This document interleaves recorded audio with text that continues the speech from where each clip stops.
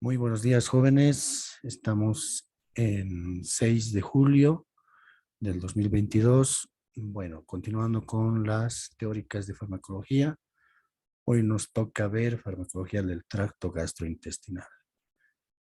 Bueno, como les había estado mencionando durante estos eh, teóricas, que cuando hablamos de AINES, por ejemplo, habíamos hablado que estos medicamentos nos causaban lesiones en algún tejido del cuerpo humano, en este caso lo que se expecta a el estómago principalmente. De hecho, los AINES tienen varios efectos adversos, ¿sí? Algunas de ellas pueden lesionar la mucosa gástrica, por ejemplo, ¿sí? Son nefrotóxicos también, además de hepatotóxicos, entre otros tejidos y órganos que también suelen estar afectados por el empleo de los AINES, ¿sí? Bueno, sin embargo, si bien vamos a utilizar estos medicamentos, hay que tener mucho cuidado con las dosificaciones. Hay que anotar y escribir y tener conocimientos de los tratamientos que de repente esté cursando la paciente. La mayoría, por lo menos en nuestro país, tenemos varias enfermedades gastrointestinales y relacionadas a este tejido, por ejemplo, las patologías biliares, por ejemplo, es frecuente. Las patologías gástricas también, desde el cáncer gástrico incluso. Tengan en cuenta que estos fármacos van a empeorar la situación en el cual esté cursando alguna enfermedad la paciente, ¿sí? Y si no, tal vez le causemos, ¿no?, una gastritis.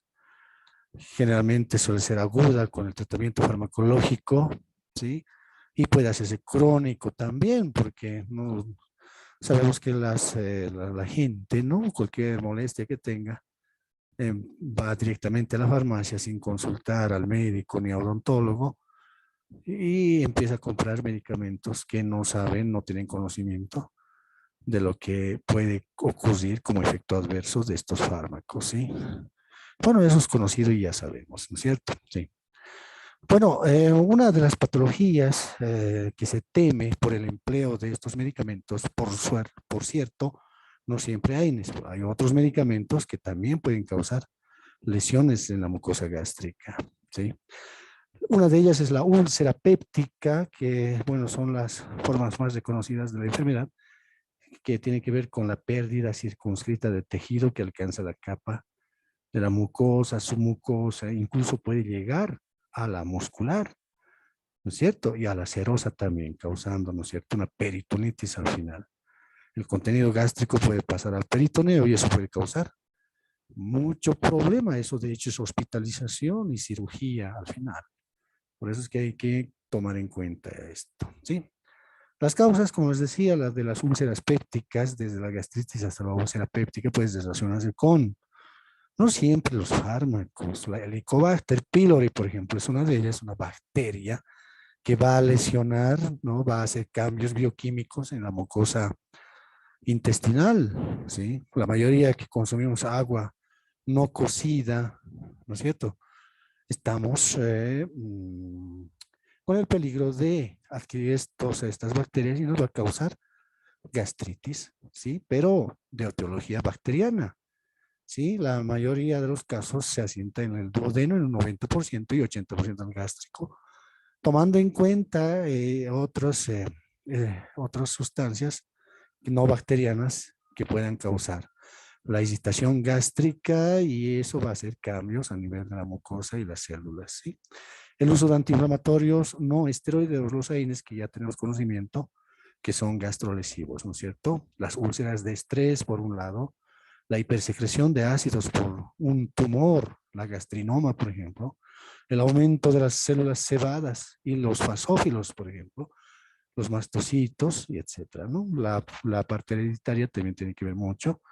También, ¿no es cierto? La parte genética también tiene que ver, ¿sí? Y bueno, alguna leucemia basófila también. Pero hay que tomar en cuenta que las grandes quemaduras en el cuerpo humano también pueden generar gastritis. Hay una relación interesante entre la mucosa gástrica y la piel. Y bueno, pues cuando alguien esté cursando una quemadura de los tipos A, B o las del tipo 2, 3, ¿sí? Generalmente hacen gastritis. Estamos hablando de una quemadura de piel, ¿sí? Que puede afectar la mucosa gástrica por una conexión, ¿no es cierto? Que tienen que ver las relaciones que tienen los nervios, ¿sí? Las estaciones a nivel de la médula y todo eso. Bueno, además del mismo estrés, ¿no es cierto? El cual está por, muy estresado por, ¿no es cierto? La quemadura, constante dolor, etcétera, que desde luego se tiene que hacer tratamiento, ¿sí? Bueno, los objetivos fundamentales del tratamiento son identificar la causa o la etiología, ¿no es cierto? Aliviar los síntomas y esperar a que cicatrice el nicho ulceroso, ¿sí? A través de una esófago gastroduodenoscopía se puede observar algunas lesiones muy pequeñitas, ¿sí? Un tamaño de la cabeza del alfiler o la punta, y entre grandes, ¿no es cierto?, centímetros de úlceras. Y cuando son grandes, son obviamente sangrantes, y podemos ver a través de la semiología que el sujeto puede hacer deposiciones negruzcas, llamado melena, negruzcas, ¿no es cierto?, en el cual nos está advirtiendo de que está digiriendo la sangre, ¿sí?, que es emanada de la mucosa gástrica, ¿sí? Obviamente, cuando alguien se siente en la taza para su necesidad, si es sangre rutilante roja, no viene desde el estómago, ¿no? Generalmente eso suele ser hemorroides o alguna patología a nivel del colon sigmoides, recto, etcétera, o el mismo ano, ¿sí? Lesiones, etcétera. Pero bueno, si es que es negruzca, viene de partes altas del intestino delgado, duodeno, estómago, incluso esófago, ¿sí? Además, las personas que tienen gastritis, no es raro verlos tener vómitos, ¿ya? Vómitos en porra de café, ¿sí? Con esas características, ¿sí? Y los vómitos generalmente, ¿no? Es cuando existen úlceras activas, ¿sí? Y complicadas. Por eso es que es importante hacer el tratamiento, ¿sí? Bueno, hay que suprimir las dietas irritantes. No tiene que consumir alimentos líquidos o sólidos muy calientes o muy fríos. Ojo con eso, ¿ya? Eso tiene que ver mucho con la vasoconstricción o vasodilatación. Y obviamente la temperatura, el que sea muy caliente o muy frío, altera, ¿no es cierto?, la irrigación misma de las células que tienen un tiempo de vida, ¿sí? ¿Sí? Y tienen que completar su tiempo de vida, porque si se mueren antes, hay una alteración de tejido estructural y obviamente con repercusión, ¿no es cierto?, de la cual estamos pasando a ver la gastritis, la úlcera, ¿no? Y que puede hacerse crónica, ¿sí? Los alimentos fritos, ¿sí? Los condimentos en exceso, bebidas alcohólicas, exceso de café, irritantes prácticamente, ¿no? Ya habíamos hablado de la aspirina, si se acuerdan, que era doble, ¿no es cierto? Es decir, causaba doble problema. Uno, por ser un antiprostaglandínico que sigue, ¿no?, las mismas características de todos los AINES, ¿sí? Pero también tenía un efecto directo en la mucosa gástrica como irritante, ¿sí? Estamos hablando de la aspirina. Tiene doble, ¿no es cierto? Trabaja doble para poder lesionar en la mucosa gástrica. El resto de los AINES, ibuprofeno, diclofenaco, no son irritantes gástricos, pero causan gastritis, ¿sí? Ya sabemos por qué, ¿no? Tengan en cuenta que las prostaglandinas protegen las células de la mucosa gástrica y, ¿sí?, y le da ciertas características de cumplir o tiempo de vida de estas células, ¿sí? Y obviamente mantiene su integridad de sus componentes intracelulares y todo eso, las prostaglandinas. Y como estamos tomando los AINES, que son también antiprostaglandínicos, es la que altera, ¿no es cierto? Cambia en este caso, va a causar, ¿no es cierto?, un problema serio si las prostaglandinas disminuyan. Bueno, a ver, vayamos adelante. Obviamente, la persona que tiene gastritis aguda, crónica, o esté, ¿no es cierto?, con el peligro de hacer alguna úlcera, no tiene que estar ayunando, ojo con eso, ¿sí? Tiene que consumir alimentos cada 2 horas. Eso es lo ideal. Eso no significa que comas en la mañana un pollo frito, a las 10 de la mañana un pique, a la mediodía una sarta, no sé, ¿sí? No se trata de eso. Pero hay gente que hace eso, ¿no? Cada 2 horas come un plato muy copioso, muy riquísimo, ¿sí? Perdón. Y ese es, ¿no es cierto?, es problema también, ¿sí? Es un problema serio. Por lo menos en nuestro medio, además como estudiantes, apenas podemos consumir 3 veces al día, las 3 importantes comidas, ¿sí? La más importante en la mañana, y entre comidas tiene que consumirse algo, ¿sí? Algo moderado en cantidad, ¿no es cierto? Unas empanadas, unos sándwiches, una sopita de fideo, ¿sí? Como, ¿no es cierto?, lo que generalmente se hace, ¿sí? Algún quequecito, flan, gelatina, esas cosas se debe consumir, ¿sí? ¿Sí? No tiene que estar el estómago vacío. El problema de nuestra sociedad es de que ni desayunamos, ni comemos a las 10 o el denominado sagra hora, ¿no es cierto? ¿Sí? Y solamente esperamos el almuerzo y comemos muy copioso, no mucho. ¿Por qué? Porque no hemos desayunado, etc. Es un problema serio en todo sentido, ¿sí? Y miren cuántas horas de ayuno, ¿sí? Sobre eso, mascar chicle. Eso es un crimen.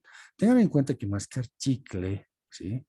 En el cual ya estamos estimulando, ¿no es cierto?, la función gastrointestinal desde el cerebro mismo, ¿sí? Ya estamos preparando el estómago, pensando el estómago que va a recibir algo.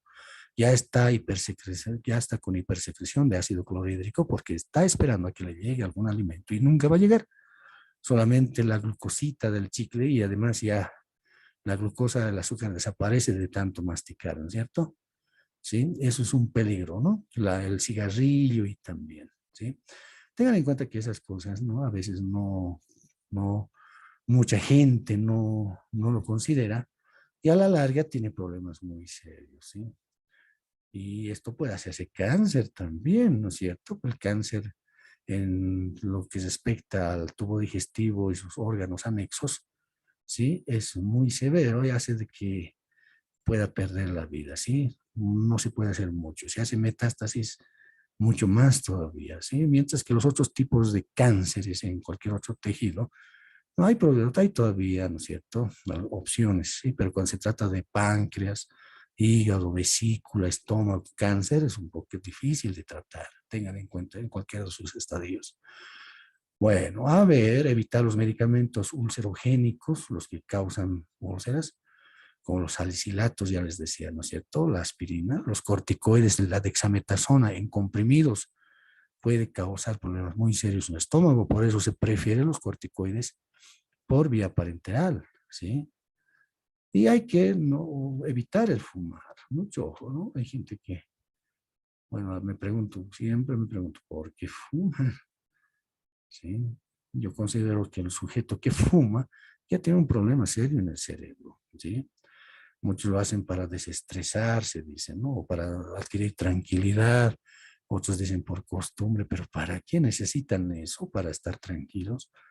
No me pregunto que entonces tiene un problema en la mente, ¿sí?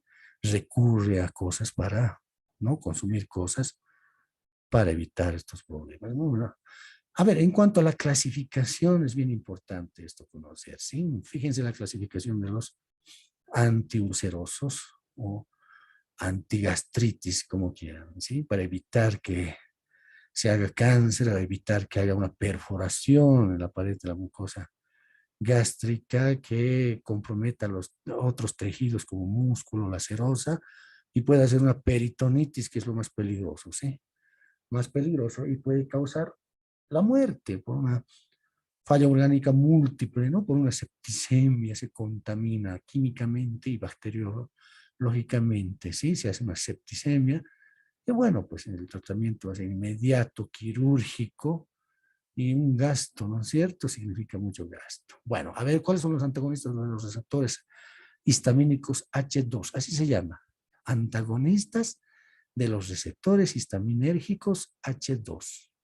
Tengan en cuenta que algunas células, bueno, los mastocitos producen histamina, ¿ya? Y estas son las responsables de producir el ácido jugo gástrico, ¿sí? ¿No es cierto? El ácido clorhídrico. Entonces hay que inhibir hay que, eh, hay que evitar de que se produzca y actúe estas células en cuanto a su secreción. ¿Sí? Hablamos de la cimetidina, ranitidina, famotidina, la roxatidina, la nisatidina. Toman en cuenta que la famotidina, cimetidina y la ranitidina son las que podemos encontrar en las farmacias. ¿Sí? De entre ellas, la ranitidina, sí, que es cómodo su dosificación, ¿sí? Sí, pero obviamente también tiene efectos adversos, como vamos a ver más adelante. La ranitidina inhibe la producción del ácido, de los ácidos, ¿ya? Del ácido clorhídrico, ¿sí? Ya actuando sobre los mastocitos, ¿sí? La cimetidina, la famotidina tiene un tanto similares características que la ranitidina, pero en cuanto a escoger, ¿sí? De estos, de estos histaminérgicos H2 antagonistas, se prefiere la ranitidina. Los bloqueantes de la ATPase dependientes de hidrógeno y potasio o inhibidores de la bomba de protones, ¿sí? Protones, hablamos de el hidrógeno como protón, y es la que va a, ¿no es cierto? Es un componente al unirse con el cloro, ¿no? Sin, generar el ácido clorhídrico, ¿sí? Hablamos del lansoprazol, el omeprazol, el pantoprazol, el esomeprazol, el rabeprazol, ¿sí? Pero el que conocemos más es el omeprazol, ¿no es cierto? ¿Sí? Se habla de que actualmente en muchos países ya no están utilizando omeprazol, ¿sí? Algunas personas de edad avanzada les está causando Alzheimer, problemas cardíacos, etcétera, ¿sí? Pero bueno, a ver, como les decía, ¿no es cierto? En generalidades, que todos los medicamentos tienen algo de efecto adverso, algunos muy severos, algunos innotables o no hay mucha repercusión en los tejidos. Pero el omeprazol va a causar, miren, problemas en 2 o 3 órganos, ¿sí? Y en otros países, como les digo, no, ya no se utiliza. En vez de eso, están con otras opciones, ¿sí? Siempre hay opciones en farmacología, eso es lo bueno, ¿sí? Algunos antiácidos, ¿sí? El bicarbonato sódico, el citrato sódico, los fosfatos alcalinos, los derivados del aluminio, derivados del calcio, derivados del magnesio, etcétera, ¿no? Son estos medicamentos neutralizantes prácticamente, ¿sí? Neutralizan la acidez que ya se ha producido, ¿sí? Por eso se llama antiácidos, las van a neutralizar. Mientras que estas, si bien son antiácidos, inhiben la producción del ácido clorhídrico. Si se produce el ácido clorhídrico ya, entonces estas van a neutralizar, ¿no? Neutralizar. Es como preparar un trago, digamos. El trago está muy fuerte y hay que aumentar el refresco o agua, ¿no? En caso de whisky, ¿no? Más agua, menos agua. Lo que ocurre es de que, ¿no es cierto? Estos medicamentos van a hacer de que se neutralice, ¿no? La acidez gástrica. Tengan en cuenta que el ácido clorhídrico tiene muchas funciones fisiológicas en el cuerpo humano, muy necesario como inmunidad porque destruyen bacterias que ingresan por la boca. Y en la nutrición y la digestión, ¿no es cierto? Necesita ácido el estómago. Por eso es que cuando ustedes hagan una parrillada tengan que comer mucha carne, ¿sí? Mucha carne, comida copiosa, tendría que tomar jugo de naranja o jugo de limón, ¿no? Les va a hacer muy bien, ¿sí? Bueno, a ver. Algunas combinaciones, el magaldrato, almagrato, ¿sí? El magaldrato es el que es más conocido, ¿sí? Prácticamente son antiácidos también, los protectores de la mucosa, el sucralfato, las sales de bismuto. Protectores de la mucosa es como cubrir, ¿no es cierto? Una herida, ¿sí? Esa es la acción que tiene.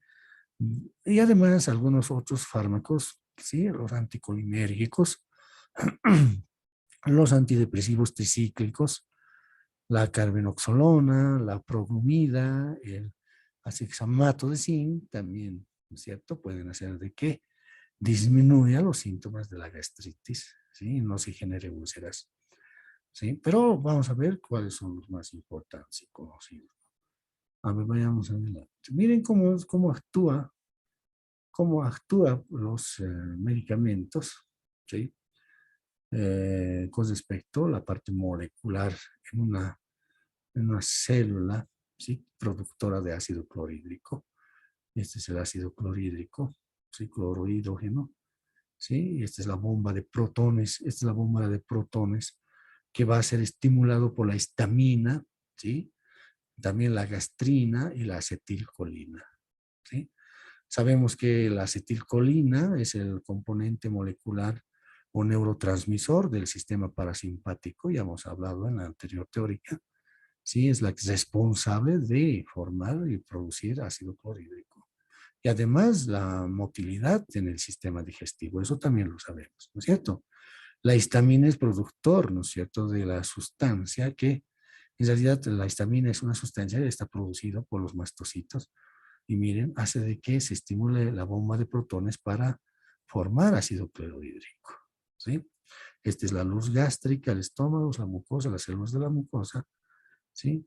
Bueno.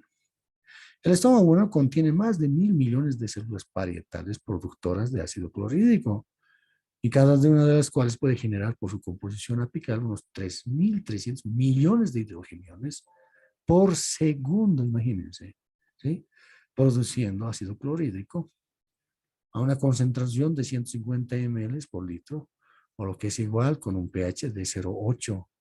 pH de 0,8, miren, es más ácido que el mismo limón verde, ¿sí? Si alguna vez han probado y chupado un limón verde, imagínense lo ácido que es.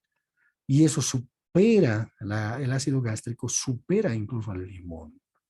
El limón ya es agua comparado con el pH del estómago, ¿sí? La secreción ácida es controlada por un conjunto de mediadores endógenos capaces de activar o frenar la célula parietal, ¿sí?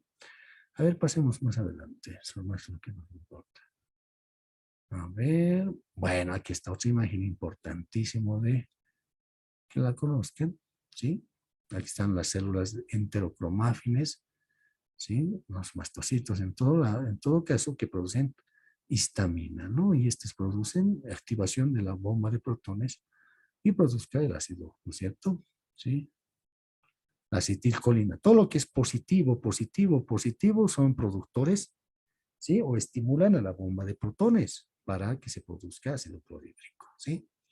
Por ejemplo, las células G, ¿no es cierto?, producen la gastrina y la gastrina viaja por la sangre y este llega a las células de la mucosa gástrica, activando a los mastocitos y también directamente, ¿no es cierto?, a la bomba de protones, fíjense. Todo el tiempo estamos produciendo ácido clorhídrico, todo el tiempo, ¿sí?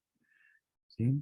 Bueno, pero las células de la somatostatina, por ejemplo, inhiben la actividad de la célula G y eso hace de que ya no se estimule la bomba de protones, ¿sí? Las células G, ¿sí? Las células gástricas se llaman, son las que producen ácido clorhídrico.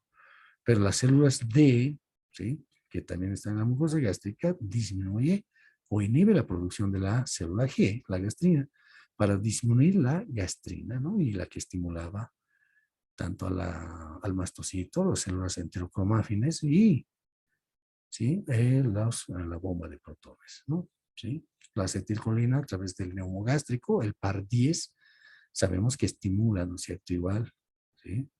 No solamente la secreción ácida, sino también la motilidad gastrointestinal, como hemos visto, ¿sí? Bueno, a ver, las células D producen sí, somatostatina, no solamente inhibiendo a las células G, directamente también puede inhibir a la bomba de protones, de hecho. Incluso las células D, a través de la somatostatina, inhibe a las células heterocromáfines, ¿sí? Bueno, a ver. Perdón. A ver, pese a su diversidad funcional, los mecanismos responsables de la defensa de la mucosa se puede clasificar en extrínsecos. Hablamos del flujo sanguíneo. El flujo sanguíneo es bien importante para la mucosa gástrica, para las células, ¿sí?, para que cumpla su vida. Secreción de moco y bicarbonato, ¿no? Importante. Mientras que los intrínsecos, la restitución celular inmediata, la capacidad de cicatrizarse, la permeabilidad de la mucosa, ¿no?, al hidrógeno, etcétera. Sí, tiene que ver mucho las prostaglandinas para esto, ¿sí? Pero sabemos que la prostaglandina que tiene doble filo, ¿no? Sí, la prostaglandina, ustedes saben bien que es un mediador químico del dolor, de la inflamación, pero sabemos que en algunos tejidos, en el riñón y en el estómago, más bien las protegen, ¿sí? Hacen de que se nutra, ¿sí? Las mantenga, ¿sí? Sus componentes intracelulares de su citoplasma, ¿sí? Eso es lo que hacen las prostaglandinas, ¿sí? Tiene doble filo, ¿no?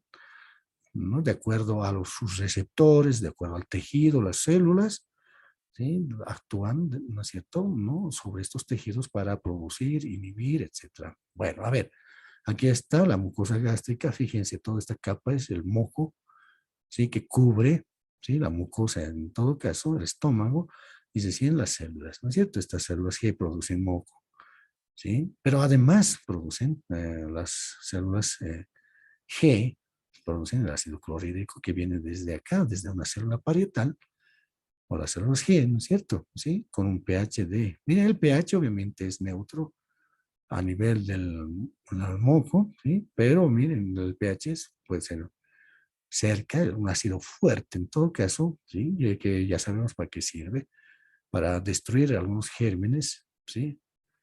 Y también, ¿no? Para la nutrición misma es importante el ácido clorhídrico, pero cuando esta se mantiene por mucho tiempo y en mayor cantidad, puede producir problemas en el estómago, ¿no? ¿Sí? No solamente, ¿no? Por la presencia del Helicobacter pylori, sino también por visitantes gástricos, ¿no? O disminución de las prostaglandinas, eso ya conocemos.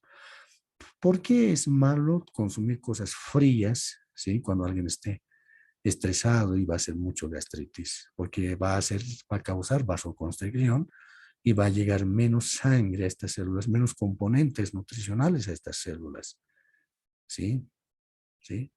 Mientras que el calor, cuando ya hay úlcera, hace de que haya vasodilatación, pero ya en el lecho cruento, en el lecho que hay lesión, y eso hace de que se produzca mayor problema. Tanto frío y caliente va a causar problemas a nivel de la mucosa gástrica. Si se está cursando con una gastritis, una úlcera, evitar, ¿no es cierto?, consumir calientes, no muy calientes, sino tanto tibios ni fríos, ¿sí? ¿No es cierto? Y eso causa problemas cuando está muy caliente, muy frío, a nivel del epitelio y la mucosa, ¿no es cierto? ¿Sí? Bueno, ¿qué es el Helicobacter pylori? Sabemos que es una bacteria, es un microorganismo que está, ¿no es cierto?, relacionada con el desarrollo de la gastritis, ¿sí? Puede causar úlcera péptica, incluso cáncer gástrico. Ojo, todos tenemos la presencia de esta bacteria en menor cantidad, mediano, pero, ¿no es cierto?, y no nos está causando problemas, pero si la cantidad aumenta, obviamente sí, ¿sí? Y sobre eso el estrés, sobre eso AINES, ¿sí? Y todo eso, ¿no? Sobre eso comidas, ¿no? Con visitantes, etcétera. Bueno, a ver, veamos. El Helicobacter pylori termina desarrollando procesos gastrointestinales, ¿no? Sí, clínicamente relevantes, pero existe una abrumadora evidencia epidemiológica que señalan como elemento imprescindible en apariciones, ¿no? La bacteria está presente en el 90 y 100% de los pacientes con gastritis crónica activa, un 90-95% de los ulcerosos duodenales, en un 60-70%, ¿sí? Es importante nomás, ¿no?, hacer un tratamiento, ¿sí?, para destruir a este Helicobacter pylori en una gastritis crónica, ¿no? Sí, las crónicas, ¿no? Porque los AINES nos producen una gastritis aguda, pero esto puede desencadenar un problema, ¿no es cierto? Sí, una combinación con los gérmenes y las bacterias. La clasificación de los fármacos antiácidos y protectores gástricos. A ver, en función de los mecanismos de la acción farmacológica se clasifica de la siguiente manera. A ver, los inhibidores de la secreción ácida es bien importante, ¿ya? ¿Sí? Ya hemos visto la clasificación, pero aquí estamos viendo más sistémico, más fácil de memorizar, ¿sí? Con más, les diría, con más objetividad, ¿sí? A ver, inhibidores de la secreción ácida, los que, los que perjudican la producción de ácidos. Estamos hablando de los antihistamínicos H2, ¿no es cierto?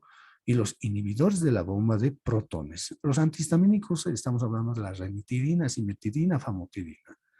Los anticolinérgicos, si alguna vez se va a consumir, ¿no? Por ejemplo, atropina, por ejemplo, ¿no?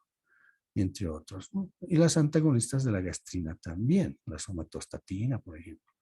¿sí? Pero de acá, de los inhibidores de la secreción ácida, los antihistamínicos H2, cimetidina, famotidina, ranitidina, y de los inhibidores de la bomba de protones hablamos de el omeprazol, pantoprazol, etcétera, ¿sí?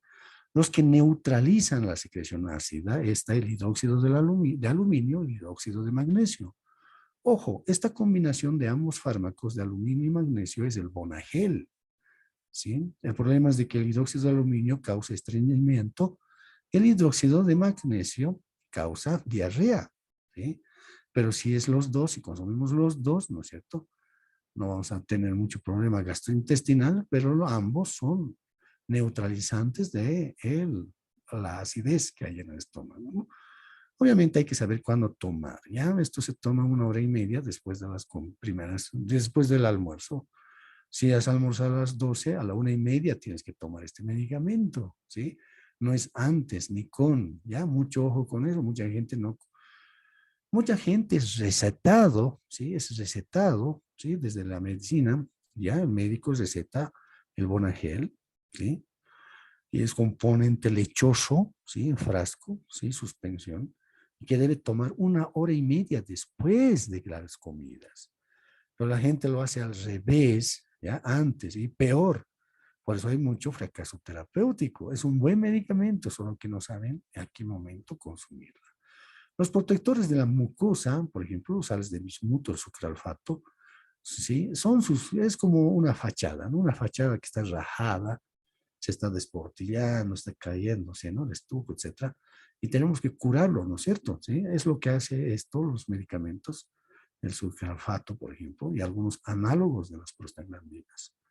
El Citotec es bueno, ¿sí? Para los gastritis, el Citotec. Pero el Citotec lo están utilizando como abortivo, ¿no? Ese es el problema también. Los fármacos antihistamínicos ya sabemos, ¿no? La cimetidina, ranitidina, famotidina, ¿sí? La roxatidina también. Ya les dije los 3 primeros que hay que memorizar, y la ranitidina es de la serie furánica, mientras que la cimetidina es de la imidazólica, y la famotidina, guanidinotiazólica, ¿sí? ¿Sí? La cimetidina es agente con menor potencia inhibidora ácida, siendo la famotidina más potente, mientras que la ranitidina y la anisatidina y la ebrotidina ocupan un lugar intermedio. Ninguno de los antagonistas H2 afecta la concentración de la pepsina en la secreción gástrica, pero al reducir el volumen total del jugo gástrico, la secreción absoluta de pepsinógeno está disminuida y su activación reducida por el aumento en el pH intraluminal. ¿Sí? Son inhibidores de la producción de ácido, ¿no? Se disminuye. Las características farmacocinéticas, su absorción es buena por vía oral, ¿sí? Tienen que absorberse, existen grandes diferencias individuales, ¿ya? ¿No es cierto? Bueno, así lo que ocurre es de que esta se debe consumir en la mañana y en la noche, 2 veces al día, ¿sí?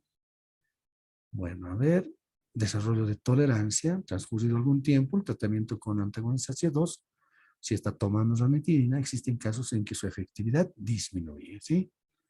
¿Sí? Ese es el problema, ¿no? Habrá que cambiar o habrá que hacer una sensibilización de otros mecanismos estimulantes de la producción ácida independientes de la acción secretagoga, ¿sí? Hay que tener mucho ojo. Es quiere decir que si tomas mucho tiempo, su efectividad de este medicamento disminuye. Habrá que cambiar con omeprazol, etcétera. Sí, pero obviamente es un diseño individual de la terapéutica. ¿Sí? Puede haber hipersecreción ácida de rebote también, ¿sí? Cuando se trata por unas 4 semanas, ¿no? ¿Sí? La interrupción súbita o ya dejar de tomar provoca cierto grado de hipersecreción ácida de rebote, ¿sí? Sobre todo en la noche, ¿no? Más problema. Problemas endocrinos, ¿no es cierto? También, ¿no? Inhibidores de la bomba de protones, el omeprazol, ¿sí? Bueno, el omeprazol tiene un mecanismo bien interesante. El omeprazol ingresa a la célula, ¿sí? Pasa el omeprazol a lo que es a la mucosa, ¿sí? Se transforma en un derivado sulfonámico, ¿sí? Este derivado sulfonámico pasa otra vez a la célula para inhibir a la bomba de protones, ¿sí? A ver, Bueno, el omeprazol alcanza la célula parietal, ¿no es cierto? Transportada por la sangre. Difunde al citoplasma, el A, ¿no es cierto? Y el medio ácido del canalículo secretor, ¿sí? Se protoniza, tiene que protonizarse. Aquí están bien, ¿no? Se está protonizando, quiere decir que se adhiera un hidrógeno. Al adherirse un hidrógeno se está protonizando, ¿sí? Por lo cual pierde su capacidad para traspasar las barreras biológicas y queda atrapada, ¿sí? Y a continuación, y por la acción de este medio ácido, su estructura química se modifica con el ácido, se modifica convirtiéndose en el derivado sulfonámico. Este derivado sulfonámico, ¿sí? Lo que estamos viendo, ¿no? C, el derivado sulfonámico, este compuesto tetracíclico reacciona rápidamente mediante enlaces covalentes con los grupos sulfídrico del sector luminal, del lumen, del sector luminal, acá está, ¿sí? ¿Sí? Del ATP asa hidrógeno potasio, la bomba de protones, ¿sí? Aquí se forma un complejo inhibitorio, ¿sí? Y eso hace de que disminuya la producción del ácido clorhídrico. El mecanismo de la ranitidina es muy distinto al mecanismo del omeprazol, entiéndase, pero ambos son las que disminuyen o dificultan la producción de ácido, ¿sí? Pero por diferente mecanismo. Por eso son antagonistas H2 y estas son inhibidores de la bomba de protones. Ojo, cuidado en el parcial, jóvenes. ¿Sí? Bueno, a ver, ¿qué más? Vayamos adelante. Dosis. En adultos, en la úlcera péptica, donde en la úlcera péptica gástrica y en las esofagitis por reflujo, 20 miligramos diarios, una sola toma diaria, ¿sí? A veces dos, ¿sí? Estamos hablando del omeprazol que viene en cápsulas y en inyectables también. Inyectables, obviamente, en hospital, ¿sí? No, nosotros no tenemos que atrevernos a eso, máximo. Omeprazol de 20 miligramos, cápsulas, 2 veces al día, ¿sí? En la úlcera péptica asociada al síndrome de Zollinger-Ellison, en el esófago, ¿no es cierto? Inicialmente 60 miligramos una vez al día, 3 veces hay que tomar, ¿no? ¿Sí? Para la erradicación del Helicobacter pylori, 20 miligramos 2 veces al día, combinados con claritromicina. Claritromicina. La claritromicina va a destruir al Helicobacter pylori, ¿sí? Mientras que el omeprazol se va a encargar de disminuir la producción del ácido, ¿sí? El tratamiento en sí, ¿no es cierto? Etiológico y sintomático. Aquí estamos viendo un tratamiento sintomático, ¿sí? Y etiológico a la vez, ¿sí? 20 miligramos cápsulas, hay vial de 40 miligramos, ¿sí? En inyectable, ¿no es cierto? Hay que es destitución con agua. Eso con suero fisiológico en hospitales. El lansoprazol y el pantoprazol son medicamentos de iguales características. El lansoprazol viene en tabletas de 15 y 30 miligramos. El pantoprazol, tabletas de 40 miligramos, ¿sí? Son también efectivos, ¿sí? Hay algunas ventajas del pantoprazol con respecto al omeprazol, pero no hay mucho en los hospitales, digo, en las farmacias, ¿sí? La ranitidina, por otro lado, que viene de 150 miligramos, tiene que tomarse igual 2 veces al día. Viene tabletas de 150 y 300 miligramos. 300 miligramos si tomas una vez al día y tabletas de 150 para tomar 2 veces al día. Pero se prefiere que se tome 2 veces al día que una sola toma. Si es como los anticonceptivos, ¿no? Si tienes que tomarlo todos los días, si te olvidas uno, entonces tienes que tomar doble, ¿sí? Hay para inyección intravenosa directa, desde luego, en hospitales, ¿ya? En tratamientos crónicos, ¿sí? Para mayor tiempo, ¿no? ¿Sí? Bueno, mecanismo de acción, antagonista, ya lo conocemos, ¿no? Inhibidores o antagonistas de los antihistamínicos, antihistaminérgicos H2, ¿no es cierto? Bueno, a ver. Otros antióxidos, ya decimos el hidróxido de aluminio, el guanagel combinado con el hidróxido del aluminio, es muy importante consumirla 1 hora y media después de las comidas. Es un buen medicamento este neutralizante, ¿sí? Pero el problema es de que no muchos consumen. El dióxido de magnesio, desde luego, ¿sí? Tiene las características de lo que es el de aluminio, ¿sí? Y obviamente tiene efectos adversos a veces muy serios. Puede causar demencia, convulsiones, encefalopatía en todo caso, ¿sí? No es bueno que se consuma por mucho tiempo el omeprazol, ¿sí? ya sabemos que también tiene problemas, puede tener problemas en otros tejidos, ¿sí? Bueno, en los riñones, en las miopatías, ¿no? A ver, el dióxido de magnesio, la leche de magnesia que a veces se utiliza para vaciar, ¿no? Si alguien está con estreñimiento, bueno, pues tendría que consumir todo eso, ¿no? Pero bueno, es otra terapéutica. Aquí está la combinación de ambos. Está indicado en el tratamiento sintomático coadyuvante en la dispepsia no ulcerosa, también en la esofagitis por reflujo, el síndrome de Mallory-Weiss, por ejemplo, ¿sí? Forma de medicamentos, suspensión en frasco de 200 ml, ¿sí? Mecanismo de acción, son antiácidos que neutralizan el ácido, ¿ya? Mucho ojo, ¿sí? Estas son las interacciones, ¿sí? Perjudica, ¿no? O lo altera el pH gástrico, ¿sí? Lo hace un ácido débil en vez de un ácido fuerte, ¿sí? Eso es importante. Y los compuestos que protegen la mucosa, el magaldrato, ¿sí? El magaldrato que tienen, ¿no es cierto? Pues hay, por ejemplo, medicamentos de estas características para chupar, ¿sí? Estamos hablando de las pastillas, ¿ya? El Bonagel, el magaldrato, que es un componente de un complejo magnesio-aluminio en forma de gel, pero también hay, como les dije, para chupar, ¿sí?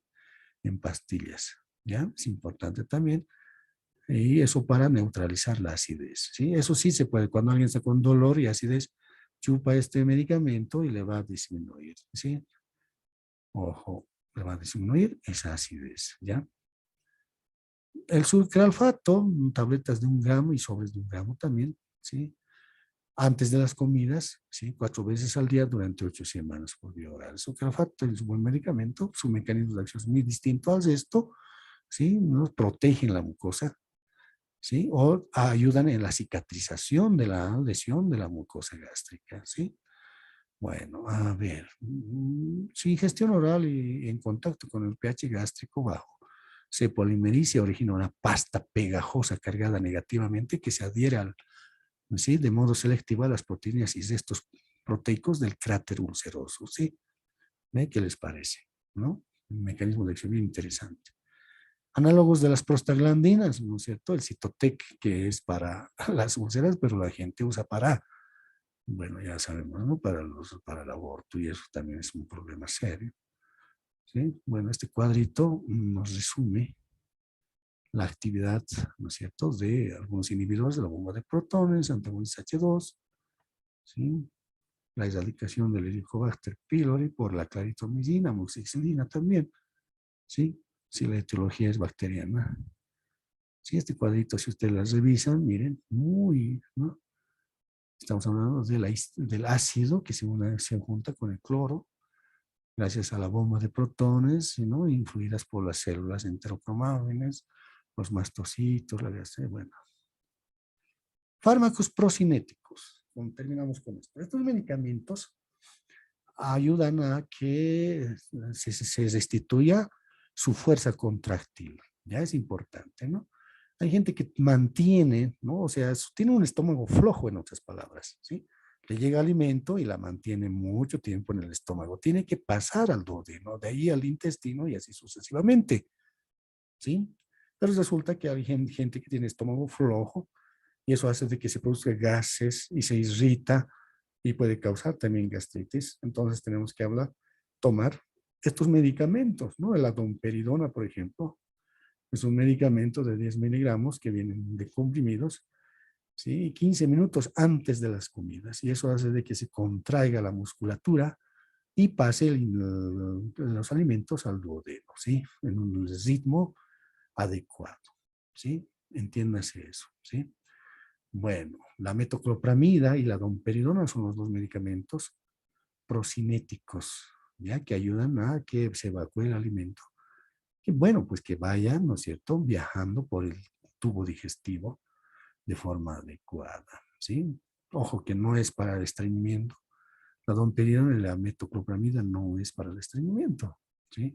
Es para que se evacúe desde el estómago por absorción pro. Además, la metoclopramida es un antivomitivo, ¿sí? No va a hacer de que disminuya los vómitos, así como la domperidona, ¿no?